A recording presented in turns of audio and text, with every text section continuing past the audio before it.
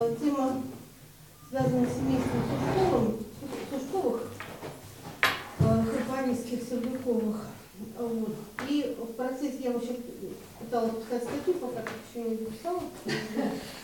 Вернее, я ее написала, но из-за требований к литературе я так ее пока что не закончила, потому что требуется литература новая, а это все в основном источники 19 века.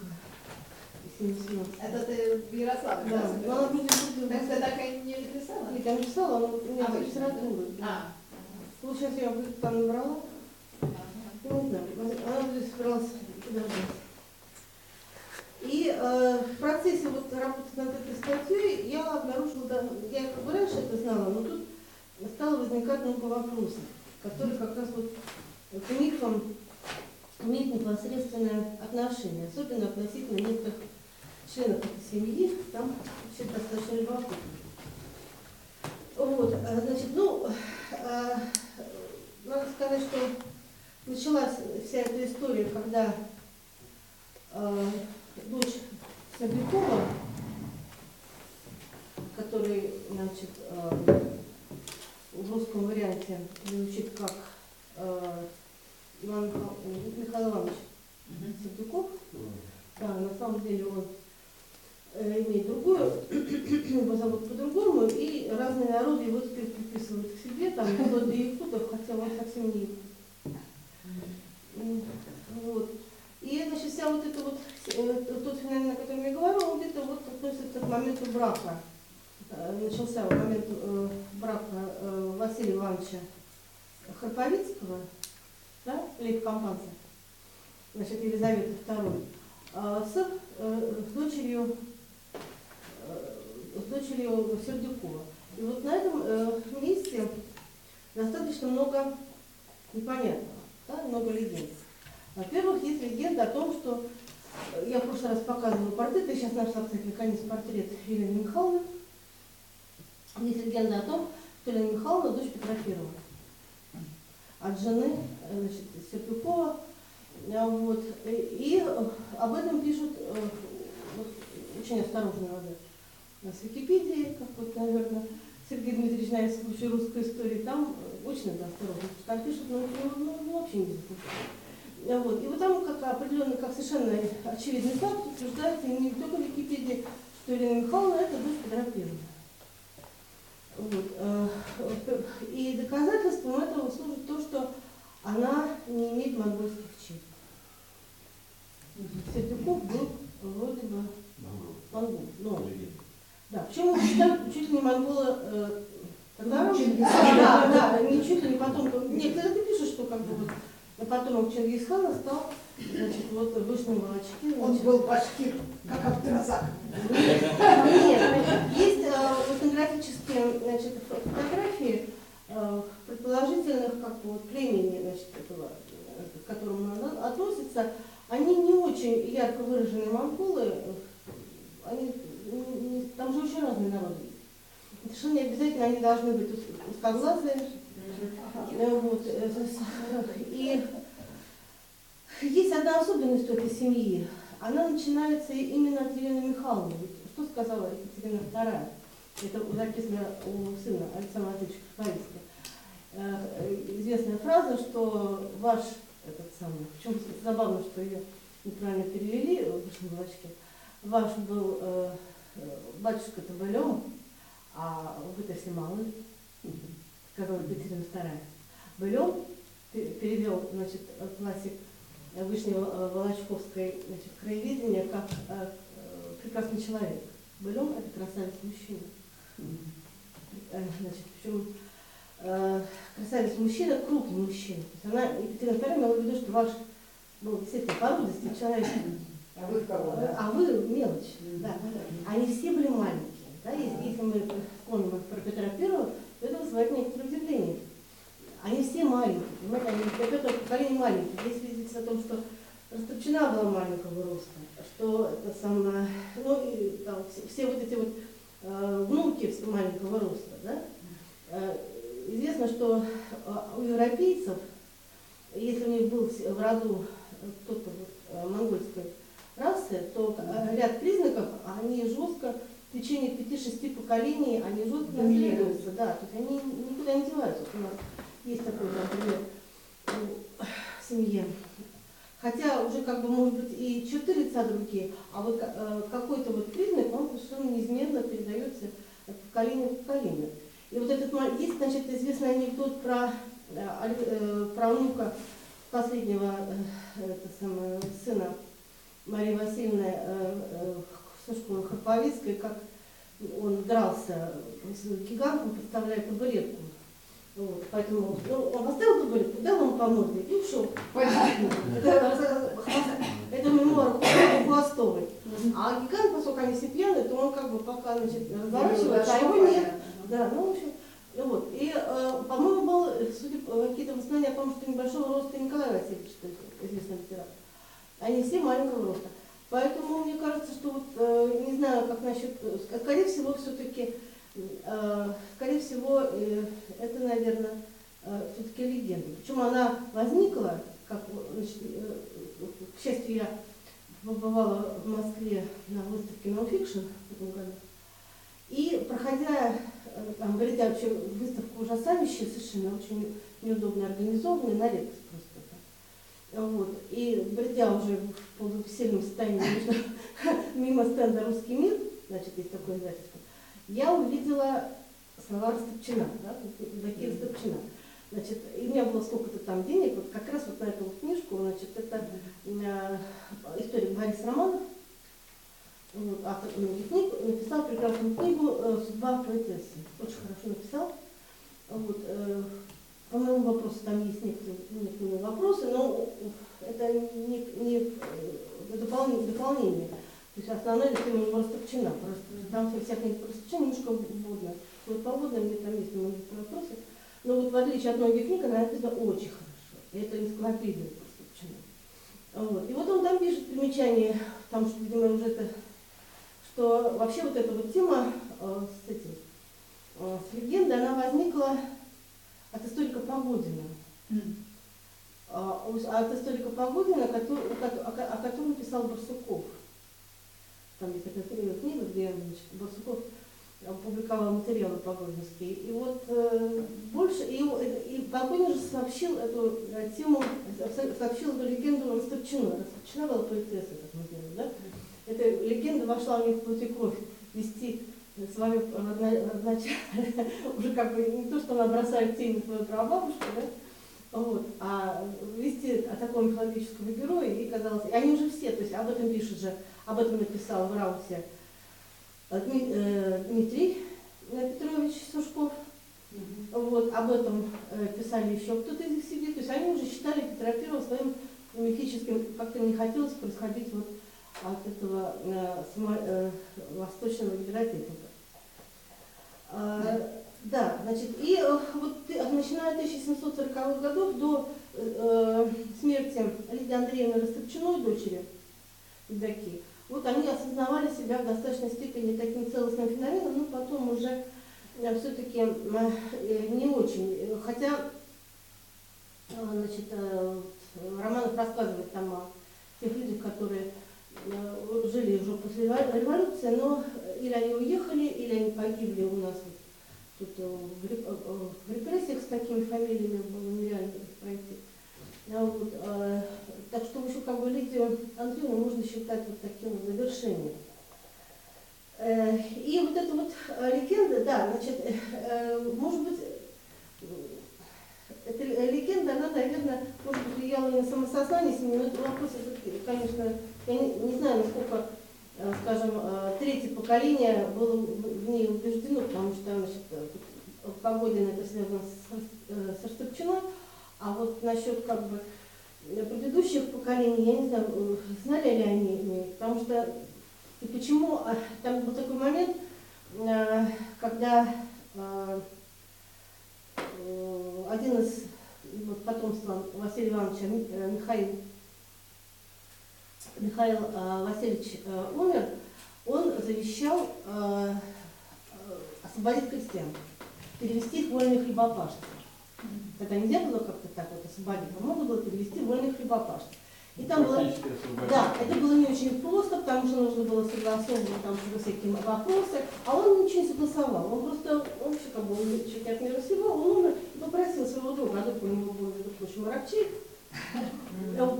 очень-очень близкий друг, и он попросил, что, пожалуйста, вот, содействуйте, чтобы их перевели в вольных хлебопашцев. И вот такая парадоксальная ситуация, что Аракчеев скандалит и как бы при дворе требует, пользуясь всем своим влиянием, чтобы 200, по одной версии 269, по другой версии 800, это на камне написана цифра, на камне могиле написана цифра 800 с чем-то крестьян, а вроде бы по документам только 200.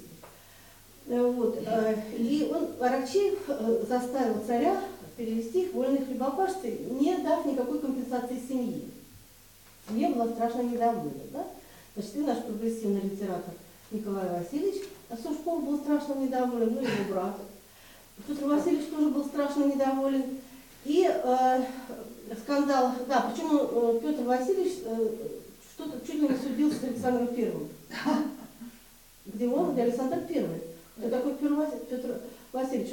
Он дослужился в конце жизни до тайного советника, а вообще был как бы такой очень средней руки чиновник, то ли тень Лем Капанца, значит, и приближенный второй, значит, это приближенный Екатерины II как бы позволяла им вот так вот себя вести, то ли они действительно были убеждены, что они находятся в росте старины, потому что, по идее, если это было бы правдой, я сильно сомневаюсь, то Александр Васильевич при нравах XVIII века имел бы права на российский престол больше, чем его работодатель Екатерина II. То есть он находился в том же степени родстве с Петром I, тогда бы, как Петр III. Вот. Но я говорю, что это мало. Скажем, если мы можем поверить, что Ломоносов был сыном Петра, есть такая легенда. Да. У него и нрав такой же, у него и способности феноменальные, у него и это самое, и сложение похоже, и внешне есть некоторые сходства. Здесь вообще никакого сходства нет. Вот. И, значит, вот Петр Васильевич, значит, скандалил с Александром Первым, а когда Николай I нашел на трон, чтобы эту историю как-то утихомирить, он по собственной инициативе, Николай I к этой истории не имел никому не имел никакого отношения, он собственных средств выделил семье 50 тысяч рублей. На что Николай Васильевич Сушков, известный литератор, сказал, Мало. он сказал, что если хоть 50 тысяч серебром, а то ассигнациями. Это говорится относительно самодержца Николая I. Вот. Но я не знаю, почему, вплоть до поведения, значит, известного Растопчиной, когда она написала известную, да, значит, поэму о Польше, проникшись ее, значит, тяжелой судьбой, вот вплоть до этого момента эта семья была практически все время у царского двора. Да? Хотя уже Ростопчин не имел права быть представлен ко двору, поскольку он был просто поручик. Вот. Евдокию принимала императрица. С Евдокией на маскарады ездил Николай I.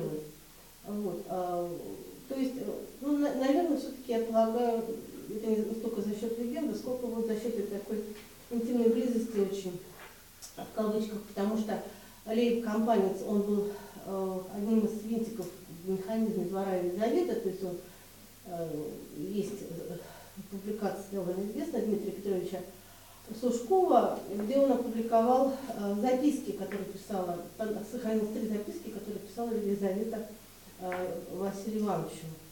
Они в одном случае нужно было купить 4 этих самых бочки, значит, 2 бочки груш, надо съездить в порт, найти вот этот корабль, взять эти, значит, 2 бочки груш, 2 бочки чего-то еще, значит, вот, от каждого по бочке послать вот туда-то, а остальные, значит, 2 бочки туда-то.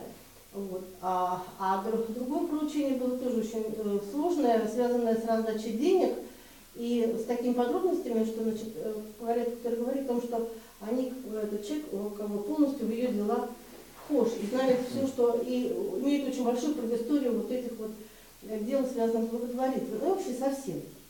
Вот, может быть, за счет вот этой вот, ну, насколько был близок Алексей Васильевич ко двору и Храповицкий, это мы все хорошо знаем. Вот. Да, значит, что еще хотела сказать? Да, значит, и до начала XIX века, до первой половины, это были такие очень служивые люди, которые очень много сделали для своей семьи, но, к сожалению, вот это вот заложенное, еще произошел такой резонанс. С одной стороны, несомненно, Сердюков обладал экстраординарной обходительностью, потому что продвинуться от приказчика и от царского сановника и как бы остаться в этой должности до конца и уже пережить чуть ли двух царей, значит, это надо как бы вот уметь. То же самое, и плюс его взять он был тоже соответствующий, Василий Иванович, который, ну, обедневший род, конечно, они как дворяне, у них даже там дед есть, вот, но взойдя, значит, приближить к власти вместе с Елизаветой, он сильно продвинулся и, ну, тоже, в принципе, что он делал всю жизнь? Он служил, значит, еще до этого, там, под Очаковым, причем он дружил с Суворовым, да, вот есть письмо, можно взять, кстати, привожу, можно взять эти известные письма, которые были на Суворову, там есть это письмо, 64-е письмо, значит, Храповицкому больше не сохранилось, хотя, думаю, на самом деле было много. Вот. Где говорится о том, который говорит о том, что эти люди очень хорошо друг друга знают. И они в очень хороших отношениях, им даже не нужно друг другу ничего объяснять. Вот. И он был дружен, Василий Иванович, вот этой компании, с Ломоносовым, еще с кем-то. Ну, кто он такой вообще, да? Вот, бывший, да, значит, обедневший дворянин, выслужившийся, и вот вхож во всю элиту, постепенно продвигающий, значит, всех своих вот родственников в эту элиту. Вот такая вот достаточно почтенная семья, но на третьем поколении все эта система стала давать сбой. После Александра Васильевича, значит, они не смогли воспользоваться такими совершенно невероятными возможностями, которые были предоставлены. Но первым, конечно, первый большой удар, который нанес мой любимый Михаил Васильевич Сушков, окончивший собой, да? Совершенно бестолковый с точки зрения обычного человека XVIII века. Вот. Ну, а дальше вообще как бы произошло уже совершенно перемена в образе действия, в образе жизни. И хотя, значит, уже там часть служила тоже как бы верно и честно, вот известный Петр Васильевич, который не взял ничего он занимался налаживанием жизни в Москве после пожара, он не взял ничего, и это известный факт. Очень был честный человек, так же, как и его дед, так же, как и его отец. Вот. Но дальше возникли уже дочери Растопчина, у которой вообще репутация фантастическая. Вот. Екатерина Александровна Сушкова, тоже особо весьма своеобразная. Вот. И дальше уже как бы ход пошел. Значит, еще особенностью этой семьи, он тоже, значит, связан, эта особенность, она тоже связана с Еленой Михайловной. До нее этого не было. Потому что если посмотреть вот, Храповицкими на генеалогических форумах занимают очень тщательно, да, там изучают, вот, пишут статьи, где кто, значит, у кого какое было имение, там, если у кого какие-то, вот, есть одна дама, она, ее фамилия Кузнецова, она написала книгу про устный перевод, мой устный перевод, как это. И она вот выясняла свои корни, и в частности, вот много там на форумах писала. И ее больше заинтересовали Храповицкие совершенно напрасно, потому что ни один из Храповицких, вот из этих всех многочисленных, там много, ни один из них не закончил ученую часть. Они все военные. Есть знаменитый Матвеев Графович, по-моему, да? Вот, там генерал, еще вот, у этого Николая Михайловича Романова, там он есть, там стихи есть, но это не Василий Михайлович. Вот, не Василий Иванович. Вот, то есть у Храбовицких они все были служивыми людьми. И вот с момента, значит, когда произошел их брак, с появлением Елены Михайловны, в этой семье возникает, наверное, художественный дар. Откуда он, не знаю, вряд ли он, откуда он возник, совершенно непонятно. Может быть, это от новгородских, потому что ее мама, она из новгородских дичков, из новгородских священников, из низшего духовенства. Про ее маму неизвестно ничего. Да, есть только, у меня лично есть только описание ее портрета. Есть два парных портрета Сердюкова и жены. Я в прошлый раз зачитывала описание второго портрета москвитяне, а самого портрета пока, ну, где-то он есть. И это самое, вот с момента, значит, Елены Михайловны возникает неординарный художественный дар. То есть вот Мария Васильевна, переводчица Бармантеля, переводчица там всего, автор стихов, и в частности там и в Трутне, и с Новиковым сотрудничала, попала в его словарь там в 20 лет. И, в общем, вот, Александр Васильевич, который правил Екатерину, да, и писал свои заметки, и Михаил Васильевич, который воздвиг храм там, в памяти Екатерины всех своих родственников и проводил время в чтении стихов, и, да, и такое вел совершенно своеобразное дружение. И вот, вот это вот ее дети, да, и в дальнейшем вся эта семья, вплоть до Лидии Васильевны, они все писатели и поэты. Вот, тот же Петр Васильевич, который вот занимался устроением Москвы, Половцев пишет там о нем две фразы, и вторая фраза о том, что автор романа. Какого романа? Не знаю. Есть ли где-то этот роман? Тоже не знаю. По крайней мере. Вот, люди... Псевдонимы какие-нибудь? Да нет, вряд ли. Люди малоизученные. Такая семья, несмотря на... Потому что, скажем, если взять работы вышневолодских краеведов, они путаются там очень много подробностей. То есть один пишет одно, другой, хотя они, в общем-то, в одном месте и поклоняются там своим этим начальнику своего, значит, это, который основал где-то там 2000 года. Вот. Их всякие журналы. Но, тем не менее, они совершенно, вот, там, если посмотреть, совершенно противоречивые подробности. Вот, вообще, у них вечный вопрос с количеством детей.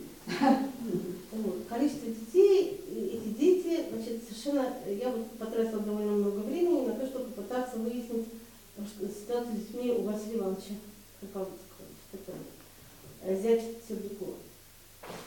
Ну, достоверно известно трое: Мария, Александр, Михаил. Значит, Михаил в своей посмертной записке, кстати, обращается к Алексею, то есть есть еще, да, значит, и тот же самый Вышневолодский краевед пишет, что ничего не известно про ее жену, и в таком плане написано, что как будто они разошлись, да, а жена у нее была совершенно вполне известная, Дарья Спиридоновна Леонтьева, из рода Леонтьева, вот, у Храбовицкого.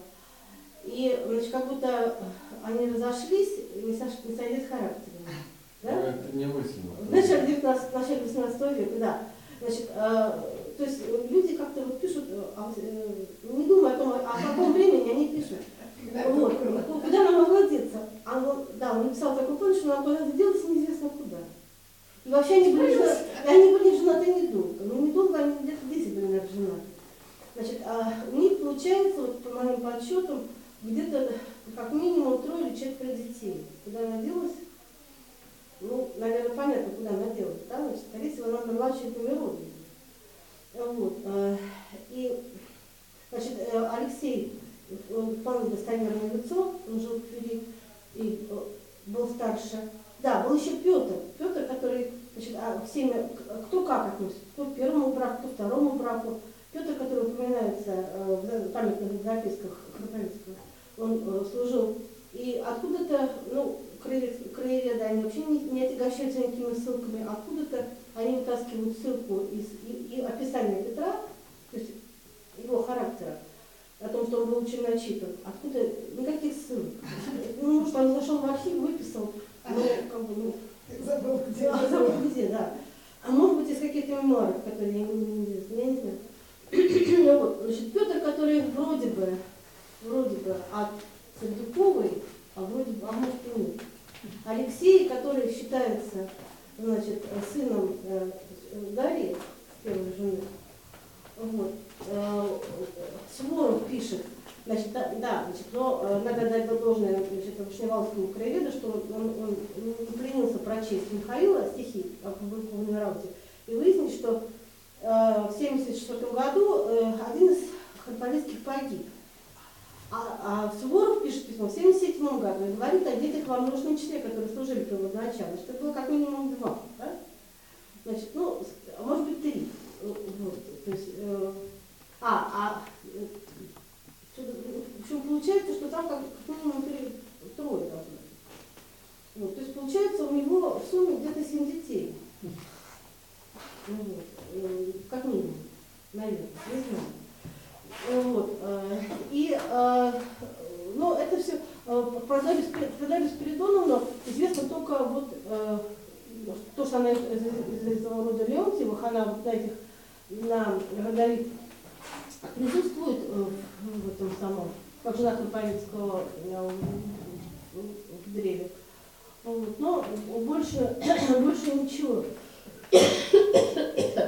Вот. И, значит, опять же, вот, говорю, скорее всего, вот эти вот харповицкие, которые были от нее, они все как бы были пущены по военной части, собственно, предполагалось.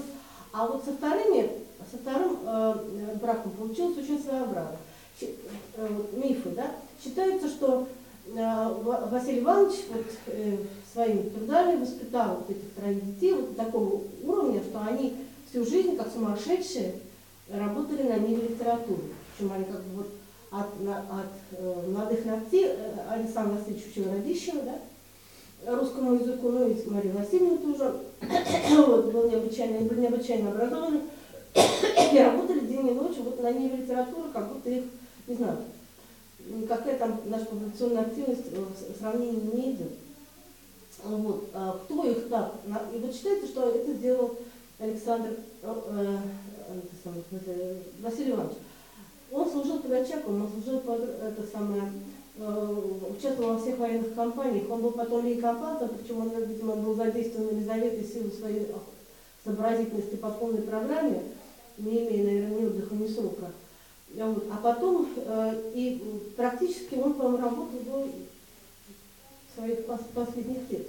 Когда вот он успел, да, еще, значит, ну, как Вышневоловские, значит, они документы принимали, смотрели, но они что не могут поднять? Они могут говорить эти всякие тяжбы, там, куда он где приезжал, где он где отметился, вот, но каких-то таких вот свидетельств только косвенные. Одно письмо, от него писем нет. От него они, конечно, были, но их просто нет. Они не сохранились. Вот. И когда бы он успел, может быть, конечно, было какое-то такое жесткое направление, но надо еще постараться так воспитать, чтобы, вот, если взять мемуары того времени, даже очень известных людей, то можно обнаружить, что родители даже не думали давать им никакое образование, даже не знали, что такое образование нужно давать. И зачем оно нужно? Пойдет служить, и все нормально. Вот. Значит, здесь, причем меня особенно поражает в этой связи Мария Васильевна. Значит, 1752 год рождения. Появившись у двора Екатерины, она обнаружила, что она почти не знает русского языка. Значит, до настоящей англомании все-таки еще далеко. Еще лет там 20, да? Вот. Она знает английский, что большая редкость. Она знает, почему она знает в такой степени, что она переводила Юнга. Вот. Есть такое специальное исследование, где показано, что она перевела с оригинала, в отличие от практически всех, да, переводов. Все переводы с французского и немецкого она перевела с английского. Это был ей было 20 лет, да, когда она издала, значит, эту первую часть. Вот. Она знает итальянский, она знает французский, как родной, а родного она не знает. Вот. А Екатерина II там проводила репрессии, она вообще как бы так требовала всех, она сама его толком не знала, но, значит, требовала, чтобы все знали. Вот. И Мария Васильевна в спешке, значит, доучивает с помощью своего брата Александра Васильевича, который до этого учил Радищева. Вот. И выучивает в такой степени, что начинает очень много переводить. А причем она переводит на французский, но ей это было проще на самом деле. Да? Заслуги-то у нее нет. Она на самом деле выступает как настоящий переводчик, то есть переводит на свой родной язык. С русского переводить на язык, и на самом деле было, она переводила на родной. Она херовского переводила больше не умеет. Вот. И мне вот это ее образование очень поражает, честно говоря. Есть, там высказывается мнение, что это связано вообще с общей этой волной англомании, которая возникла в связи с браком, предполагаемым, да, Елизаветы и Людвига XV. Была такая история. Ну, не знаю, сколько это правильно. Вот. Мне кажется, представляется, что это скорее какой-то европейский, может быть, кто-то предполагал, что она не будет жить, что ей не особенно нужен русский язык, или как-то об этом не забудут, или что они русский так выучат. Ну, два брата знали его хорошо. Вот. Кто вот в этой семье давал вообще образование детям? Вот этим именно троим. И Петру. Вот. Значит, 4. А остальным как-то никто особенно образования не давал. Вот это вот большой вопрос. Значит, фигура Ирины Михайловны, она все время остается в комнате с ней. Хотя вот именно, скорее всего, это все-таки, наверное, во многом ее заслуга, надо полагать, потому что именно она находилась с людьми. Вот, лицо у нее очень такое. Ее портрет есть в интернете, можно посмотреть, я уже не успела сделать. Провел презентацию. Вот, ну, тут очень много можно всего говорить. Да, можно говорить без конца по поводу Евдокии Растопчиной. Это цирк. Я вот сейчас посмотрела, не нашла, правда, этого сайта. Вопрос с ее детьми это вообще очень любопытно. Если взять нормальное исследование Романова, то он описывает, как ее жизнь очень подробно документирована. И вот как, например, Агата Кристи, она не исчезала так, что ее нельзя было найти. Исторического в монастыре она не скрывалась там, неизвестно, на 9 месяцев. В Англию как будет, они есть. Да. Она все время была на виду. Она все время вела интимные дневники, она все время их публиковала. У нее каждый день, вот он описывает ее жизнь, там каждый день почти прописан. Значит, по одной версии, версии официальной, которая, собственно, задокументирована, это озвучивается романом, у нее 3 детей. Сначала детей не было, так было у Елены, бывает. Скажем, у моей прабабки, у нее было 5 лет не было детей. Все говорили, что вот она беременна, но я была беременна концом 5 лет, потому что она только через 5 лет отдала моего деда. Вот, значит, Растопчины, первый ребенок появился через 3 года после свадьбы. Они съездили на, как пишет Романов, курорт Кавказских мировых, поправили свое здоровье, и у них как-то надо. Значит, если вы возьмете там, почитайте на сайте, там прям пишут, что это первые 2 дочери, это Карамзина, по-моему, они даже еще не были знакомы. Значит, это дочери Карамзина.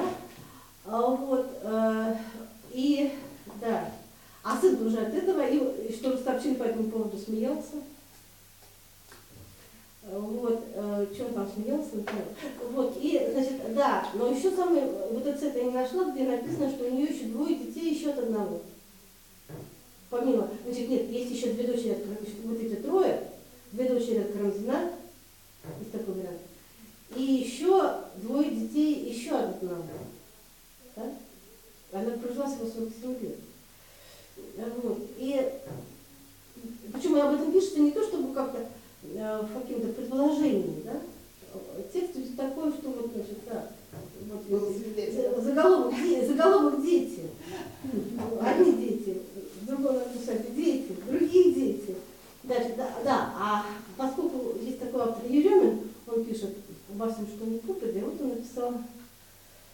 ой, книжку «Тайна смерти русских писателей».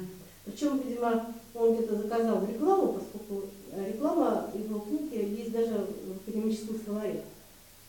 О том, какая это замечательная книга, как там все по всем очень по-новому.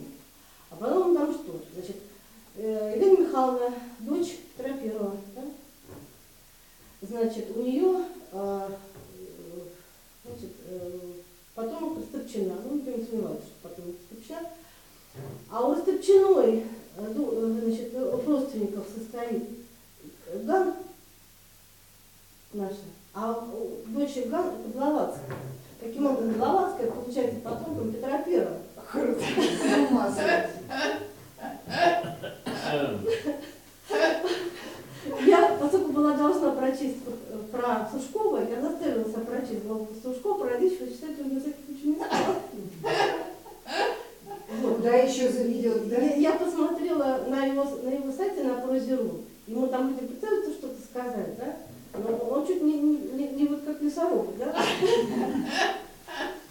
Россия уже отвечает. Есть еще такой автор Майоров, толстенная книга по генеалогии, там такие схемы.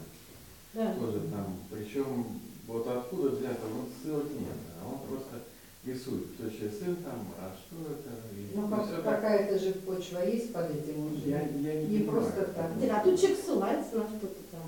Но он выбран как бы взять из Википедии. Вот. И, в общем, вот я уже не буду об этом говорить, потому что я буду об этом говорить вот это самое, на этом, в этом библиотеке Кипрских островов. Но очень много. Да, кстати, вот еще замечу, что я сегодня обнаружила сайт, где главным источником информации являются мемуары Хвостовой. Хвостова очень болезненно относилась к успехам Растопчиной. И она вообще как бы очень, у нее очень своеобразное восприятие мира, да? Вот. И как бы основываться на ней, один из авторов там спокойно, а она тоже пишет про Растопчину, что знает что, значит, и вот как бы уже переписывается это как некая истина, да? Ну, хоть источник известен. Да. Но понимаете, это мифологическое сознание, оно же множится, люди же переписывают и дальше, они же они вот смотрят, и потом они поставят ссылку в интернете, значит, на эту статью, и все хорошо себе поставят. И дальше такая совершенно фантастическая картина мира, как там альтернативная история. Вот. А достаточно много тоже, вот, того же Еремина, тоже этих всяких мифологических моментов, которые связаны с Михаилом Васильевичем Сушковым, который покончил с собой. Но тут возникают вопросы сценариев, да, социальных. Тут очень много всего нужно иметь. Вот, я не буду сейчас этого касаться.